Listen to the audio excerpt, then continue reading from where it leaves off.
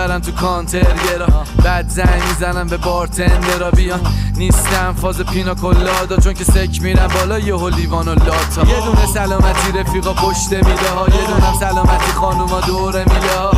ای بابا چرا مست نمیشه اینا، ما زن و بچه داریم و دست نمیزنیم.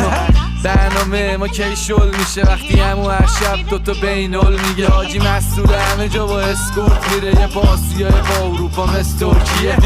پرونده تو دیوان عالی به فیلان حاجی اصلا بیلان مالی. مهم نیست چقدر داشتیم زیان سالی، فقط جلو کسی نبینم من لیوان خالی.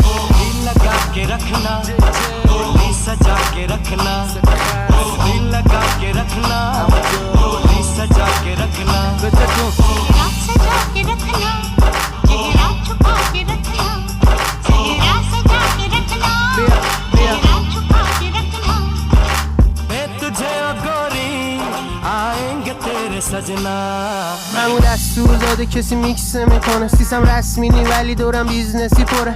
مدلا میان و سپی ریسک نمیکنه، آخه نخود دهن زاخارا خیس نمیخوره. شل کردم شم رفته لای صندلام، شاد چیه نمیده خب باطلم جواب. اینم بوده همش واسه من سوال، چرا کشا همش واسه تنبلاست. زندگیم فیلم مستند نی، هندی فانتزی کسکلک تیر. هیترا کردم پشت سرم تیز به من زنگ نزنید چیمون مشترک نی. فازه آمیتا باچانه سیبیلا سفیدو کردن لابیتا مچاله. ما رو بومبی برده رست، من جای فاز دارم غیر بدم دور درخ منا. दिल लगा के रखना डोली सजा के रखना, मेहंदी लगा के रखना डोली सजा के रखना।